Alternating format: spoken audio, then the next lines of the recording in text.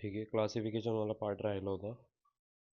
Classification of audit, ऑडिटचं introduction, audit काय असतं, ऑडिट का केलं जातं, हे लास्ट 2 लेक्चरमध्ये झालं होतं क्लिअर.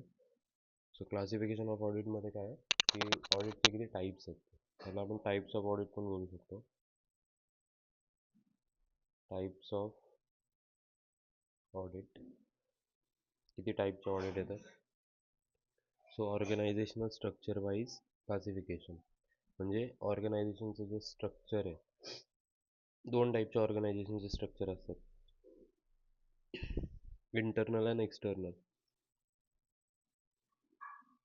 कंपनी म्हणजेच ऑर्गनायझेशन. सो कंपनीचं एक्सटर्नल एन्व्हायरमेंट असतं, इंटरनल एन्व्हायरमेंट असतं. म्हणजे 2 टाईपचे स्ट्रक्चर आहेत इन शॉर्ट, इंटरनल स्ट्रक्चर आणि एक्सटर्नल. सो ह्याच्या बेसिसवर 2 टाईपचे ऑडिट आहेत. स्टॅट्युटरी ऑडिट, स्टॅट्युटरी ऑडिट म्हणजेच आपण एक्सटर्नल ऑडिट बोलू शकतो. External audit, then non statutory audit, ज्याला इंटरनल ऑडिट पण बोललं जाऊ शकतं. इंटरनल ऑडिट, दोघांमध्ये डिफरन्स काय? जे स्टॅट्युटरी ऑडिट आहे ते कंपल्सरी आहे. गव्हर्नमेंट बोलतोय की स्टॅट्युटरी ऑडिट करणं प्रत्येक कंपनीसाठी कंपल्सरी आहे. हां, जर ती कंपनी आहे ना, कंपनीज ॲक्ट 2013च्या अंडर रजिस्टर आहे, तर त्यासाठी स्टॅट्युटरी ऑडिट कंपल्सरी आहे.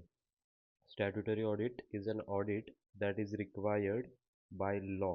म्हणजे लॉने सांगितलं आहे की तुम्हाला हे ऑडिट कंपल्सरी आहे. बाहेरून एक पर्सन अपॉइंट करायचा, एक चार्टर्ड अकाउंटंट, जो तुमचं सगळं चेक करेल, त्याला म्हणतात ऑडिटर.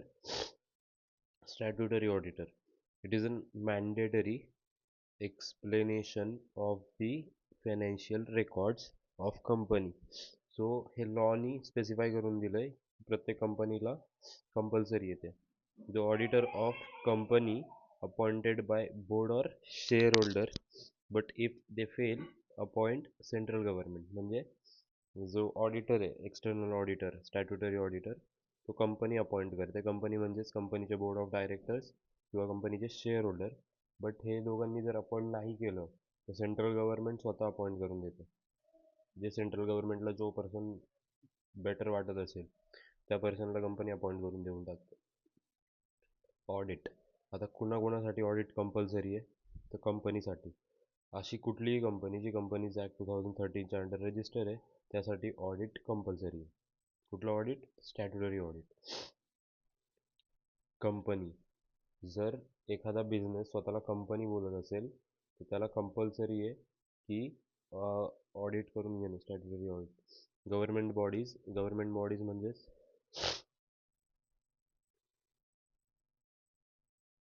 गव्हर्नमेंट बॉडीज म्हणजे अशा बॉडीज ज्या गव्हर्नमेंट रन करत आहे. स्टॅट्युटरी बॉडीज येतात याच्यामध्ये, जसं की एक्झाम्पल झालं तर RBI. ओके, RBI नंतर IRDA झाली, इन्शुरन्स रेग्युलेटरी बॉडी. सो ह्या जे स्टॅट्युटरी बॉडी आहेत, पब्लिक सेक्टर अंडरटेकिंग, यांचं सगळ्यांचं ऑडिट जे आहे ना ते कोण करतं? कॅग हँडल करतं. कॅग हँडल करतं म्हणजे त्यांच्यासाठी ऑडिटर अपॉइंट करून द्यायचं काम, त्याचे ऑडिटचे जे रूल्स वगैरे असणार आहे ते डिसाईड करायचं काम कॅग असतं. तर कॅग कोण आहे? कॅग म्हणजे कंट्रोलर, कंट्रोलर नाही, controller, controller of auditor general of India. Auditor general of India. In simple ही एक अशी बॉडी आहे, ही एक असं जसं RBI कसं एक बॉडी आहे ना, तशी ही एक बॉडी आहे जी ऑडिटला सांभाळायचं काम करते. कोणासाठी? गव्हर्नमेंट कंपनीसाठी. गव्हर्नमेंट कंपनीचं जे काही ऑडिट वगैरे ते सगळं हे हँडल करतात. कुठली गव्हर्नमेंट कंपनी जरी असेल, जी कंपनी कंपनीज ॲक्टच्या अंडर रजिस्टर आहे, बट जर ती गव्हर्नमेंट कंपनी असेल तर तिचं ऑडिट जे आहे ते पूर्ण कॅग सांभाळायचं काम करतो. देन येतं insurance companies and national bank. So हे इथं वरतीच कवर झालेलं गव्हर्नमेंट बॉडीज आहेत ना या दोन्ही पण. इन्शुरन्स कंपनीज, इन्शुरन्स कंपनी म्हणजे LIC वगैरे नाही, IRDA. इरदा. इरदा इज अ सगळ्यात मोठं म्हणजे LIC वगैरे तर ह्याच्या अंडर येतं. LIC झालं, दुसरी कुठली अदर कंपनी झाली जी इन्शुरन्स देते, मला तर एकच माहिती आहे LIC. सो हे सगळं इरदाच्या अंडर येतं. सो इरदा झालं, इरदाचं जे काही आहे ऑडिट ते नॅशनल बँक, त्या सगळ्यांचं ऑडिट तेच पण सगळं हँडल करायचं काम कॅगचं आहे, बिकॉज ती पण एक government body. Non statutory audit काय? स्टॅट्युटरी ऑडिट म्हणजे असं ऑडिट जे लॉनी कंपल्सरी सांगितलं, म्हणजे लॉ बोलतोय की हे ऑडिट तुम्हाला करावंच लागेल. नॉन स्टॅट्युटरी ऑडिट म्हणजे Wien the audit is conducted without any legal requirement, म्हणजे लॉनी नाही सांगितलं की तुम्हाला हे करायचं आहे, तुम्ही स्वतःच्या इच्छेने करता, त्याला म्हणतात नॉन स्टॅट्युटरी ऑडिट. जसं की इंटरनल ऑडिट. आता इंटरनल ऑडिट करणं कंपल्सरी नाही आहे. इंटरनल ऑडिट म्हणजे लास्ट टाइम सांगितलं होतं, स्टुडंट पेपर लिहितो, त्याच्या फ्रेंडला चेकिंगला देतो, एवढं चेक कर ना, काही मिस्टेक असेल तर करेक्ट कर ना. टीचर येऊन चेक करेल. टीचर म्हणजे कोण होता? ऑडिटर, मेन ऑडिटर एक्सटर्नल, तो येऊन चेक करेल. सो इंटरनल ऑडिटर कोण आहे? स्टुडंटचा फ्रेंड, जो काय करतो, पेपर सबमिट करायच्या आधी पेपर चेक करतो. सो इंटरनल ऑडिट हे कंपल्सरी नाही आहे, कंपनीच्या इच्छेवर आहे. जर कंपनीला वाटतंय की आपल्या मिस्टेक्स वगैरे काही असतील त्या करेक्ट करायच्या आहेत, थोडं मॅनेजमेंटमध्ये इम्प्रूव्हमेंट हवं आहे, तर इंटरनल ऑडिटर अपॉइंट केला जातो. Okay. When audit is conducted without any legal requirement, it is called non-statutory or private audit. Statutory म्हणजे कंपल्सरी, नॉन स्टॅट्युटरी म्हणजे कंपल्सरी नाही. त्याच्यात दोघांचा डिफरन्स दिलाय. डिफरन्सचे पॉईंट सिम्पल आहेत, मी एक्सप्लेन नाही करत आता. हे सिम्पल सिम्पल पॉईंट आहेत एकदम. ठीक आहे, करू याचा आता 5 मिनटं झाले आता. Statutory audit, requirement of law. When audit is conducted without any legal requirement, it is non-statutory audit. ज्यावेळी लिगली कंपल्सरी नाही आहे बट तरी कंपनी स्वतःच्या इच्छेने करते, त्याला म्हणतात नॉन स्टॅट्युटरी ऑडिट. आता एखादी इथे काय दिलंय, प्रत्येक कंपनीसाठी ऑडिट कंपल्सरी आहे, बट एखादा असा बिझनेस आहे जो कंपनी नाही आहे आणि त्याच्यासाठी ऑडिट कंपल्सरी नाही आहे आणि त्यांनी पण ऑडिट करून घेतलं एक्सटर्नल ऑडिट करणं, तर ह्याला पण आपण नॉन स्टॅट्युटरी ऑडिटच बोलू. ओके. स्कोप काय? ह्याचे जे ऑडिटचे स्कोप्स आहेत ना, ते लॉनी डिफाईन केलेत. The relevant स्टॅट्यूटच्या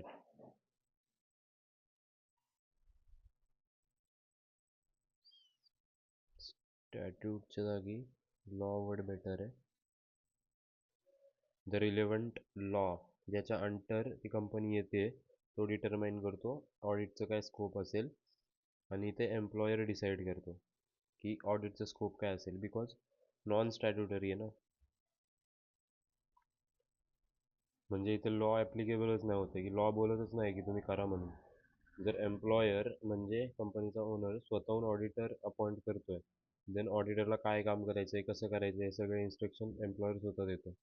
qualification of auditor, generally जर एखादा स्टॅट्युटरी ऑडिटर असेल, म्हणजे कंपनीने सांगितलं आहे, लॉनी सांगितलं आहे की तुम्हाला ऑडिट कंपल्सरी आहे, स्टॅट्युटरी ऑडिट, देन तो पर्सन एक चार्टर्ड अकाउंटंट असणं गरजेचं आहे, qualified chartered accountant. The academic और professional qualification is prescribe for auditor, म्हणजे दिलेलं आहे क्वालिफिकेशन, इथं असं लिहिलं तरी चालेल. The auditor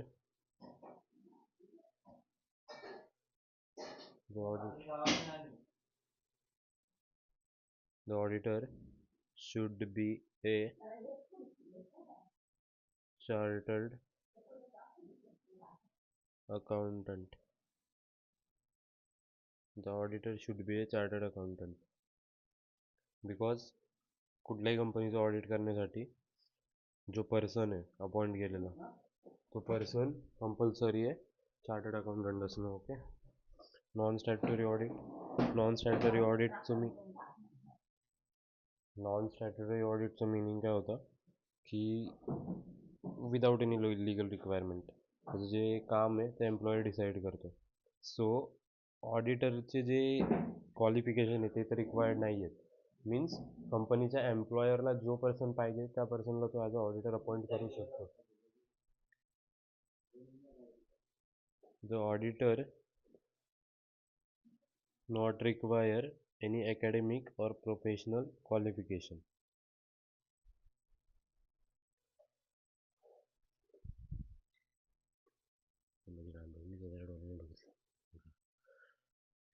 independence. So statutory auditor एक इंडिपेंडंट ऑडिटर आहे, बिकॉज त्यांनी कुठलंही कंपनीच्या अगेन्स्ट निगेटिव्ह ओपिनियन वगैरे दिलं तरी कंपनी त्याला हार्म नाही करू शकत, कंपनी त्याचं पेमेंट वगैरे नाही थांबवू शकत, बिकॉज तो लिगली अपॉइंट केलेला आहे, लॉनी अपॉइंट केलेला आहे त्याला. लॉनी म्हणजे कंपनीच अपॉइंट करते, बट लॉच्या अंडर अपॉइंट केलेला आहे. सो तो फुल्ली इंडिपेंडंट आहे, तो कंपनीच्या अगेन्स्ट काहीही बोलू शकतो जर कंपनीमध्ये फ्रॉड आहे. बट नॉन स्टॅट्युटरी ऑडिटरचं तसं नाही आहे, तो इंडिपेंडंट नाही आहे. त्याची जी रिपोर्ट बनेल ती पब्लिश केली जाईल याची गॅरंटी नाही आहे. मीन्स भलेही तो बनवेल निगेटिव्ह रिपोर्ट बनवेल, बट ती रिपोर्ट कुणाला जाईल? एम्प्लॉयरला. तर एम्प्लॉयर ही पब्लिश करेल याचं नेसेसरी नाही आहे. इथं ऑडिटर सगळ्यांना सांगू शकतो इंडिपेंडेंटली की या कंपनीमध्ये झोल आहे, इथे नाही सांगू शकत, बिकॉज एम्प्लॉयर जे आहे, सॉरी, जो ऑडिटर जो आहे तो रिपोर्ट कुणाला करतो? एम्प्लॉयरला करतोय. नॉन स्टॅट्युटरी ऑडिट आहे ना. Auditors liability. आता इथं जर त्यांनी काही निग्लिजन्स केलं म्हणजे बरोबर काम नाही केलं तर तो कुणाला लायबल आहे? तर तो लॉला लायबल आहे, की लॉ त्याला पनिश करेल जर काही चुकी केली तर, बिकॉज लॉ माफ नाही करताय भाई. आणि इथे इथे जर ऑडिटरने काही मिस्टेक केली तर तो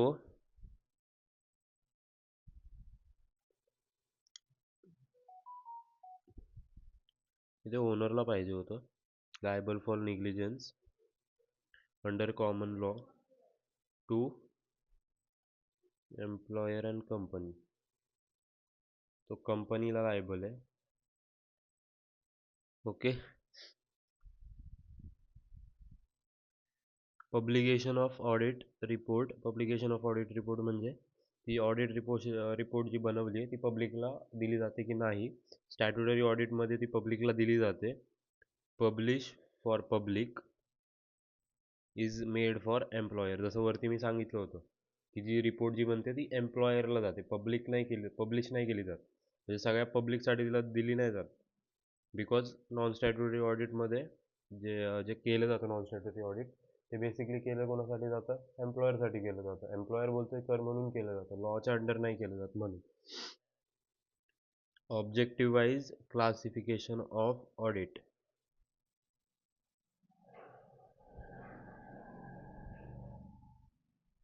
दोन टाईपचे ऑब्जेक्टिव्ह वाईज येतं, एक येतं इंटरनल ऑडिट आणि इंडिपेंडंट फायनान्शियल ऑडिट. आता हे स्टॅट्युटरी आणि नॉन स्टॅट्युटरी सारखंच आहे, बघायला गेलं तर एकदम सिमिलर आहे. फक्त त्यांनी असं दिलंय लिहून की ऑब्जेक्टिव्ह वाईज आणि स्ट्रक्चर वाईज. तर दोन्हीकडे फक्त नाव सेम नाही आहे, नाव थोडं वेगळं आहे, बाकी बघायला गेलं तर सिमिलरच दिसतं सगळं. ओके. बघायला गेलं तर आतला कंटेंट पूर्ण सेम, फक्त नावं वेगळी दिलेत. Internal, external, statutory, non statutory. So it is an independent management function where company's employer perform audit function. Sorry, company's employee perform म्हणजे कंपनीमध्ये एक पर्सन अपॉइंट केला जातो, ज्या पर्सनचं काम काय असतं? ऑडिट करणं. हा कोणासाठी काम करत असतो? काम करत असतो कंपनीसाठी. ह्याची जी रिपोर्ट बनते ती कंपनीकडे जाते, पब्लिक नाही केली जात, पब्लिकला नाही दिली जात. म्हणून असं बोललंय की इंडिपेंडंट मॅनेजमेंट फंक्शन म्हणजे सेपरेट एक मॅनेजमेंटचा फंक्शन आहे. मॅनेजमेंट फंक्शन म्हणजे जसं प्रोडक्शन डिपार्टमेंट आहे, जसं एम्प्लॉईचं काय म्हणतो आपण सॅलरीचं डिपार्टमेंट आहे, जसं अकाउंटिंग डिपार्टमेंट झालं, प्रोडक्शन डिपार्टमेंट आहे, सेल्स डिपार्टमेंट आहे, तसं एक डिपार्टमेंट आहे ऑडिट. सेपरेट डिपार्टमेंट बनवून ठेवलं आहे ऑडिटसाठी, ज्याच्यामध्ये कंपनीचा एम्प्लॉई ऑडिट परफॉर्म करतो. Internal audit is a process where company check its own work to make sure everything going right. आता एक्झाम्पल जर लक्षात असेल स्टुडंटवालं, स्टुडंट पेपर चेक करायला आपल्या फ्रेंडला देतोय, सेम आहे ना. स्टुडंट स्वतःचं पेपर चेक करायला देतो त्याच्या फ्रेंडला, ऑडिटरला, आणि बघतो सगळं काही बरोबर लिहिलंय की नाही, सगळं ओके की नाही.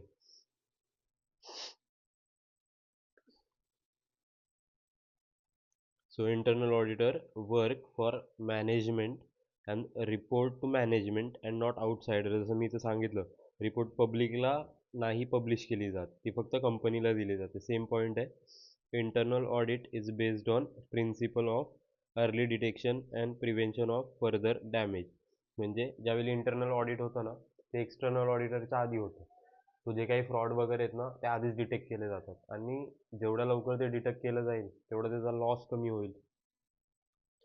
Independent financial audit. It is an independent financial audit conducted by qualified auditor at the request of client. भलेही क्लायंट रिक्वेस्ट करतोय बट लॉनी कंपल्सरी केलंय. Compulsory by law. Compulsory by law. It is usually required by law for companies and also called statutory audit. It is usually required by law for companies and also called as statutory audit. म्हणजे याला statutory audit पण बोललं जाऊ शकतं. Independent financial audit. Okay. Last one page of notes. Then काही part राहिला आहे, तो राहिलेला पार्ट आपण मॉड्यूलमधून कंप्लीट करूया जर इम्पॉर्टंट असेल तर. Okay. Periodicity wise classification of audit. Periodicity म्हणजे टाईम. सो टाईम पिरियडच्या हिशोबाने ऑडिटचे किती, आय गेस 3 का 2 आहेत. आपण चेक करूया एक एक. पिरियॉडिकल ऑडिट फर्स्ट वन टाईप काय येतो, पिरियॉडिकल ऑडिट. टाईमच्या बेसिसवर पिरियॉडिकल ऑडिट और फायनल ऑडिट.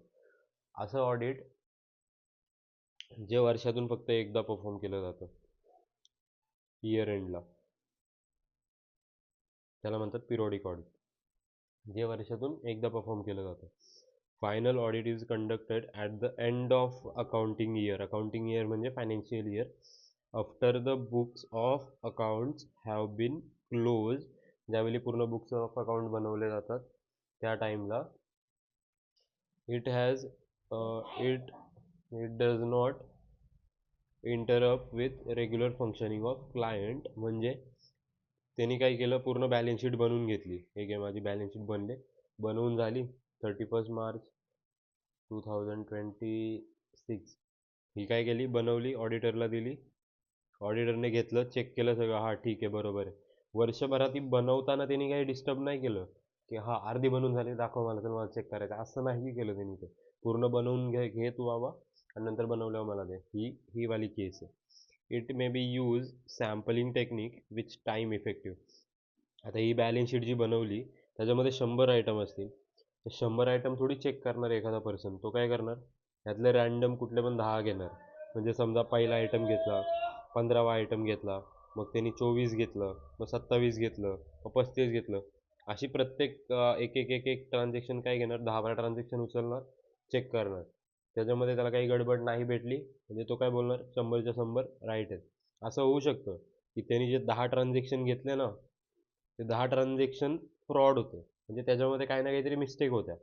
बट बाकीचे जे 90 ट्रान्झॅक्शन होते ना, ते एकदम बरोबर होते. तर तो काय बोलणार, अख्खीच्या अख्खी बॅलन्स शीट करप्ट आहे. बट इथं 90 ट्रान्झॅक्शन तर राईट होते. तो सॅम्पलिंग टेक्निक थोडीशी गडबड टेक्निक पण आहे. बिकॉज असं पण होऊ शकतं की बाकीचे 90 जे ते चुकीचे होते आणि हे जे 10 बघितले ते राईट होते. सो तो काय बोलणार बॅलन्स शीटमध्ये गडबड नाही आहे. सो सॅम्पलिंग टेक्निक जी यूज केली जाते ती यूज करणं, आता तुम्ही म्हणत असाल एवढे जर त्यात एरर येतात तर सॅम्पलिंग टेक्निक यूजच नाही करावं, असं पॉसिबलच नाही बिझनेसमध्ये की सॅम्पलिंग टेक्निक ऑडिटमध्ये यूज नाही केली जाणार. बिकॉज प्रॅक्टिकली प्रत्येक ट्रान्झॅक्शन चेक करणं इम्पॉसिबल आहे. It's reality.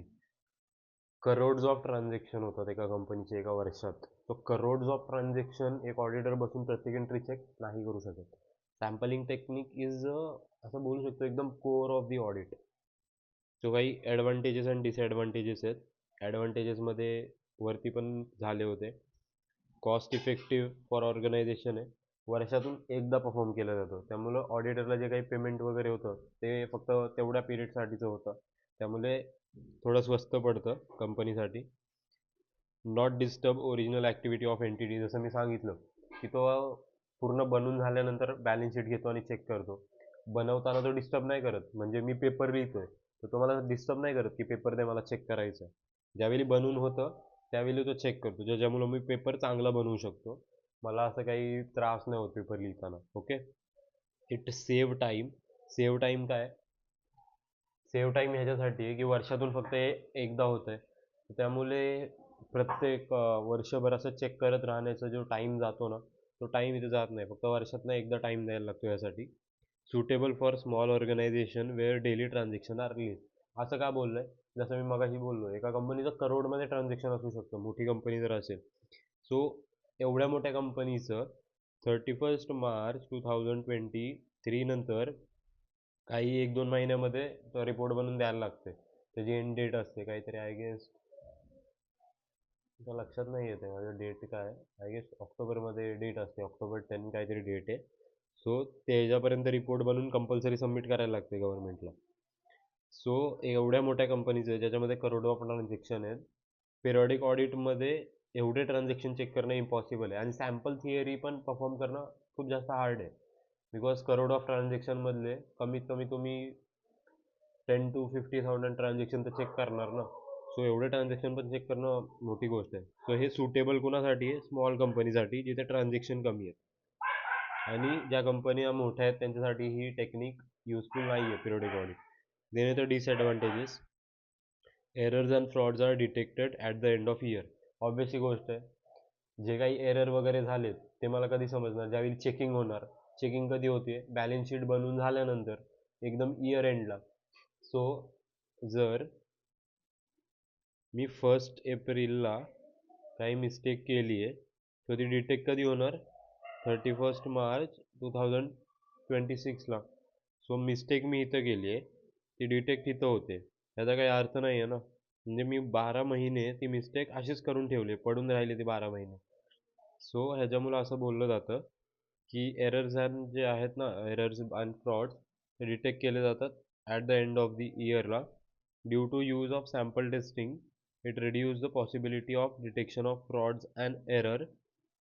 सॅम्पलिंगमध्ये मी मगाशी सांगितलं एक प्रॉब्लेम आहे की 100 ट्रान्झॅक्शनमध्ये 10 ट्रान्झॅक्शन चेक केले जातात. 10 नाही, थोडंफार खाली होऊ शकतं.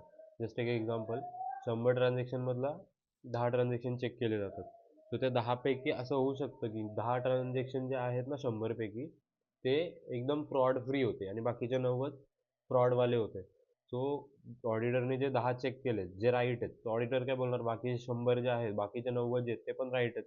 बट हे चुकीचं आहे, बिकॉज बाकीच्या 90मध्ये मे बी गडबड असू शकते. So due to use of sample testing it reduce possibility of detection of fraud. जसं हे 10 आणि हे 90 हे सगळे राईट होते आणि ह्या 90 मधले फॉर एक्झाम्पल 40 ट्रान्झॅक्शन राईट होते, 50 रॉंग होते. 50 wrong, 40 right. So total 50 right आहेत आणि 50 रॉंग आहेत. बट ऑडिटर बोलतो 100% सगळं बरोबर आहे, बिकॉज त्याला हे 10च्या 10 ट्रान्झॅक्शन बरोबर भेटले होते. सो हे चुकीचं आहे ना. त्यामुळे सॅम्पलिंग जी टेक्निक आहे ना, ती सॅम्पलिंग टेक्निकमुळे डिटेक्शन ऑफ फ्रॉड अँड एररची पॉसिबिलिटी आहे ती कमी होते. Unlike continuous audit. Continuous audit काय पुढे भेटेल समजायला. There is a no regular feedback or suggestion for improvement. Continuous audit केल्यानंतर हा पॉईंट समजेल जरा. Interim audit. एंटरिम म्हणजे अशी गोष्ट जी दोघांच्या मध्ये असते. म्हणजे हा एक ऑडिट आहे, फर्स्ट ऑडिट, देन हा सेकंड ऑडिट. सो ह्या दोघांच्या मध्ये जर कुठला ऑडिट होतोय ना असा आदल्यामध्ये, तर त्याला म्हणतात एंटरिम ऑडिट. एंटरिम ऑडिट म्हणजे काय? Audit perform between two audits. जर दोन ऑडिटच्या मध्ये कुठला ऑडिट परफॉर्म होते त्याला एंटरिम ऑडिट बोलतात. Two annual audits. म्हणजे 31 मार्च 2026ला एक ऑडिट होतोय, 31 मार्च 2027ला एक ऑडिट होतोय. तर ह्या दोघांच्या मध्ये, आता ॲन्युअल ऑडिट म्हणजे वर्षातनं एकदा होतो फक्त. तर ह्या दोघांच्या मध्ये जर मी मध्येच कुठेतरी ऑडिट केला तर त्याला इंटरिम ऑडिट बोलतात. ॲन्युअल ऑडिट म्हणजे वर्षातनं एकदा होतो, समजा 31 मार्च 2026ला एक झाला, 31 मार्च 2027ला एक झाला. आता ॲन्युअल आहे, वर्षातनं एकदा होणारा. ह्याच्यामध्ये जर मी कुठं ऑडिट केलं असेल तर त्याला इंटरिम ऑडिट बोलतात. बस. It useful for ascertaining profit, determine goodwill, investigation of any suspected fraud or obtaining loan from financial institution. हे 4 पॉईंट आहेत. जर एक्स्ट्रा एक्सप्लेनेशन हवं असेल तर पॉईंट आहे तिथे, चॅट जीपीटी आहे. नसेल जमतलं तर एकदा बघून घ्यायचं. सिम्पल पॉईंट आहेत, सो मी त्याच्यावर तो टाइम वेस्ट नाही करत आहे. रीड करून पण समजून येईल. अजून एक टाईप होता जो मी इथे नाही घेतला, आय गेस फोटो घ्यायचा राहिला. Continuous audit. So continuous audit होमवर्कमध्ये देतोय. कंटिन्युअस ऑडिट पूर्ण होमवर्कमध्ये नाही देते, त्याचे ॲडव्हान्टेजेस आणि डिसएडव्हान्टेजेस होमवर्कमध्ये. मी म्हणेल खूप जास्त इम्पॉर्टंट पॉईंट आहे या टॉपिकमधला, बिकॉज येऊ शकतो हा पॉईंट. कंटिन्युअस ऑडिट काय असतं, जे पूर्ण वर्षभर केलं जातं. फॉर एक्झाम्पल मग मी पिरियॉडिक ऑडिट काय बोललो, की एकदा पेपर बनून झाला की नंतर ऑडिटर चेक करतो. कंटिन्युअस ऑडिटमध्ये तसं नसतं. कंटिन्युअस ऑडिटमध्ये 12 महिने, एप्रिल, मे, जून, जुलै, ऑगस्ट, प्रत्येक महिन्यामध्ये ऑडिटर चेक करतोय. प्रत्येक महिन्यामध्ये असं पण होऊ शकतं की प्रत्येक वीकमध्ये तो चेक करतोय. त्याच्यामुळे काय होतं, फ्रॉड्स लवकर भेटतात आपल्याला, बरोबर. फ्रॉड्स अँड एरर लवकर भेटतात, इफिशियन्सी इन्क्रीज होते, मिस्टेक्स कमी होतात. आता ह्याचं जसं बेनिफिट आहे तसं नॉन बेनिफिट किंवा डिसॲडव्हान्टेजेस पण आहे. पिरियॉडिक ऑडिटमध्ये काय व्हायचं, 31 मार्चला एकदा चेकिंग व्हायची पूर्ण एकदा बनून झाल्यावर. इथे काय होतं, प्रत्येक महिन्याला प्रत्येक आठवड्याला चेकिंग होते. त्याच्यामुळं काय होतं, वर्क लवकर कंप्लीट होतं, वर्क कंप्लीट अर्लियर. बिकॉज ज्यावेळी 100 गोष्टी मी इथं बसून चेक करतो एका दिवशी, त्यावेळी मला 100 गोष्टी चेक करायच्या. बट मी प्रत्येक महिन्याला 10 करत गेलो तर 31 मार्चला मला फक्त 10 गोष्टी चेक करायच्या राहतील 100पैकी. त्यामुळं वर्क लवकर कंप्लीट होतं.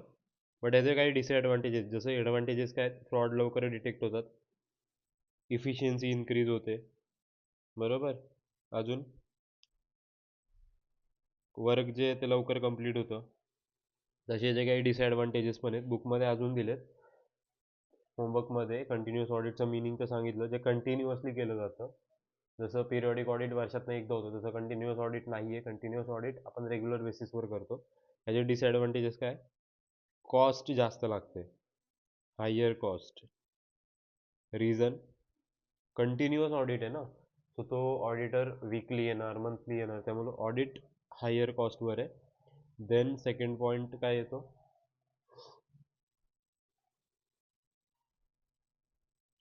रेग्युलर बिझनेसला इंटरप्ट करतं. रेग्युलर बिझनेसला इंटरप्ट करतं म्हणजे जर मी पेपर लिहितोय, अर्धा लिहून झाला, हे दे मला चेक करायचं आहे, चल. त्यांनी चेक करायला घेतला, ठीक आहे. त्यांनी वर परत दिला, ठीक आहे. परत लिहितोय, 2 लिहिलं, दे मला परत चेक करायचं आहे. तर हे रेग्युलर बिझनेसला इंटरप्ट करतं अशी गोष्ट, कंटिन्युअस ऑडिट. ओके, एवढंच होतं आजच्यासाठी. 6.1 मे बी संपला आहे, किंवा इम्पॉर्टंट पॉईंट तर मला एवढेच वाटत होते याच्यामधले. ओके, बाकीचं राहिलेलं काय असेल पार्ट तर बुकमधून कंप्लीट करूया.